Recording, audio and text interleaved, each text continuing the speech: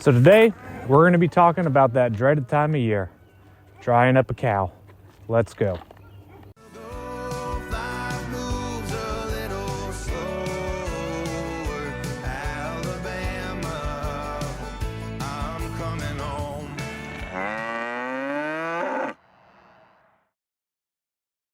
Okay, so unfortunately, it is that time of year where I have to dry up my Daisy right here.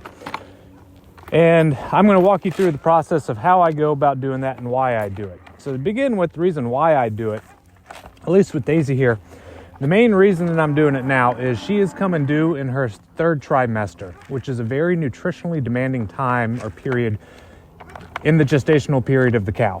So in order to give her and the calf as much nutrients and possibility to be healthy animals, it's necessary to dry them up in the third trimester. In terms of the calf, it's going to allow that calf to actually grow. That's where a lot of the growth happens during the pregnancy.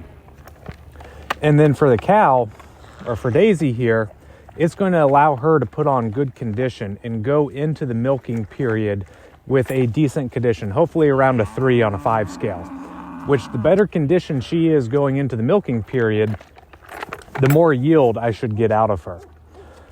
So let's talk about how I do this.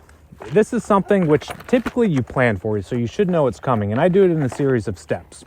First and foremost, I decrease the quality of feed. Normally, I feed a lot of grain, and she's getting some grain right now just to kind of keep her here so she can be a good cow for me.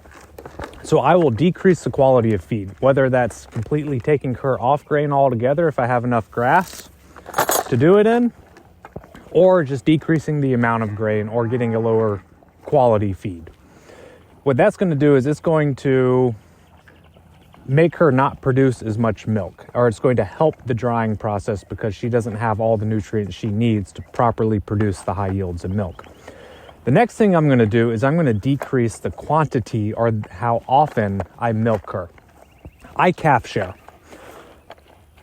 And so what I do is I pull the calf. When I wean the calf, that's part of my drying off process because the calf is no longer getting the milk. She's not producing the milk for the calf. And then I will switch to milking 2 times a day.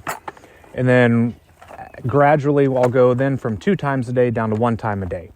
And I'll make that step when I notice a decrease in the milk supply or the milk yield coming out. So when I go from 2 to 1 time a day, the first several days, I get probably 3/4% more milk than I would normally. Once that milk level goes back down to what I'm used to seeing, that's when I know her body, or how I used to gauge that her body has been adjusting to the new milking schedule. So I'll pull the calf, milk twice a day, go down to milking once a day, and then I will stop milking altogether. That is the process I use to wean. Now, when I stop milking altogether, I do have to watch out for a few things, mainly mastitis. Mastitis is going to be an infection of the udder system. Bacteria will get up in there, or if you don't believe in the bacteria theorem and the stress theory, it's just such a stressful event for the cow that it produces an infection in the udders, which take your pick, either one works. But if they do get that infection, it can happen very quickly. The onsets of it can be very rapid, and you can not only damage the udder of the cow, but you can also kill the cow. It could get bad enough to be deadly. So one of the main ways that I use to mitigate that is I'll check on the cow daily, and I'll make sure that she doesn't have any leakage. If she starts to have milk just dripping out of her udders because she's so full and engorged, I'll go and I'll relieve the pressure and milk some to prevent that milk from leaking. It's that seepage which is going to open the teat canal and allow that bacteria to get up inside of the udder, particularly if she's laying around in muddy, poop-filled conditions. So to help prevent mastitis, I just keep an eye on the udders. If I see leakage, I'll go out and I'll milk.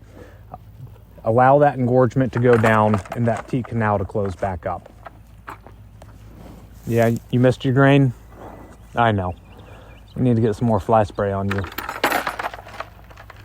Okay, so that is why and how I dry up a cow. Thank you for watching. I hope you like, subscribe, and stick around for more content like this.